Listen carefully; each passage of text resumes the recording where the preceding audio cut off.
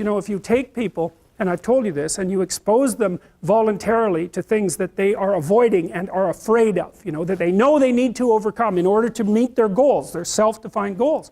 If you can teach people to stand up in the face of the things they're afraid of, they get stronger. And you don't know what the upper limits to that are, because you might ask yourself, like, if for 10 years, if you didn't avoid doing what you knew you needed to do, by your own definitions, right, within the value structure that you've created to the degree that you've done that, what would you be like? Well, you know, there are remarkable people who come into the world from time to time, and there are people who do find out over decades-long periods what they could be like if they were who they were, if they spoke their being forward. And they get stronger and stronger and stronger, and we don't know the limits to that. We do not know the limits to that. And so you could say, well, in part, perhaps the reason that you're suffering unbearably can be left at your feet, because you're not everything you could be, and you know it. And of course, that's a terrible thing to admit, and it's a terrible thing to consider, but there's real promise in it, right? Because it means that perhaps there's another way that you could look at the world, and another way that you could act in the world, so what it would reflect back to you would be much better than what it reflects back to you now. And then the second part of that is, well, imagine that many people did that, because we've done a lot as human beings. We've done a lot of remarkable things, and I've told you already, I think before, that today, for example, about 250,000 people will be lifted out of abject poverty, and about 300,000 people attached to the electrical power grid. We're lifting people out of poverty collectively at a faster rate that's ever occurred in the history of humankind by a huge margin. And that's been going on unbelievably quickly since the year 2000. The UN had planned to have poverty between 2000 and 2015, and it was accomplished by 2013.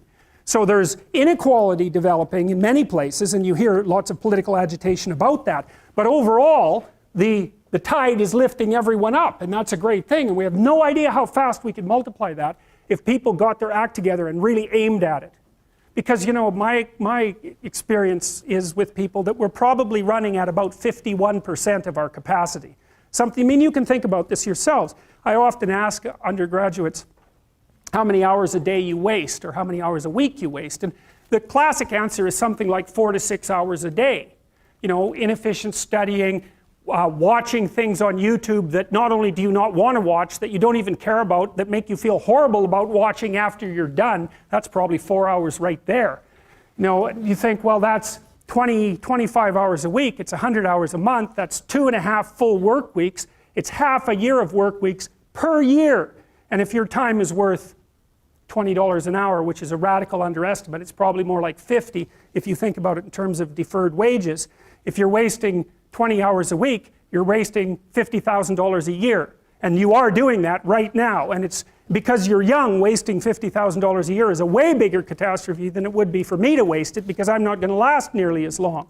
And so if your life isn't everything it could be, you could ask yourself, well, what would happen if you just stopped wasting the opportunities that are in front of you? You'd be, who knows how much more efficient? 10 times more efficient, 20 times more efficient. That's the Pareto distribution. You have no idea how efficient people get. It's off the charts. Well, and if we all got our act together collectively and stopped making things worse, because that's another thing people do all the time, not only do they not do what they should to make things better, they actively attempt to make things worse because they're spiteful or resentful or arrogant or deceitful or homicidal or genocidal, or all of those things all bundled together in an absolutely pathological package. If people stopped really, really trying just to make things worse, we have no idea how much better they would get just because of that. So there's this weird dynamic that's part of the existential system of ideas between human vulnerability, social judgment, both of which are major causes of suffering, and the failure of individuals to adopt the responsibility that they know they should adopt. And that's the thing that's interesting too, is that, and like another thing I've often asked my undergraduate classes is, you know, there's this idea that people have a conscience. And you know what the conscience is. It's this feeling or voice you have in your head just before you do something that you know is stupid, telling you that probably you shouldn't do that stupid thing. You don't have to listen to it, strangely enough. But you go ahead and do it anyways, and then, of course, exactly what the conscience told you was going to happen inevitably happens, so that you feel even stupider about it than you would if it happened by accident. Because you know, I knew this was going to happen, I got a warning it was going to happen, and I went and did it anyways. And the funny thing too is that that conscience operates within people, and we really don't understand what the hell that is. So you might say, well, what would happen if you abided by your conscience for 5 years or for 10 years? What sort of position might you be in? What sort of family might you have? What sort of relationship might you be able to forge? And you can be bloody sure that a relationship that's forged on the basis of who you actually are is going to be a lot stronger and more welcome than one that's forged on the basis of who you aren't. Now, of course, that means that the person you're with has to deal with the full force of you in all your ability and your catastrophe, and that's a very, very difficult thing to negotiate.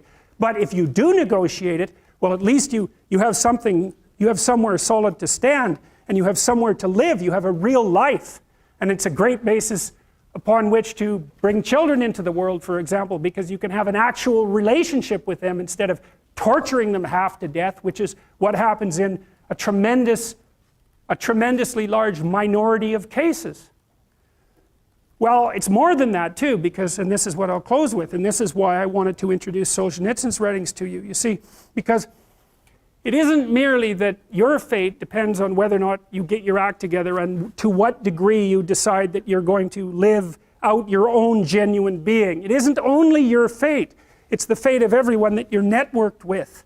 And so, you know, you think, well, there's 9 billion, 7 billion people in the world. We're going to peak at about 9 billion, by the way, and then it'll decline rapidly. But 7 billion people in the world, and who are you? You're just one little dust mote among that 7 billion. And so it really doesn't matter what you do or don't do, but that's simply not the case.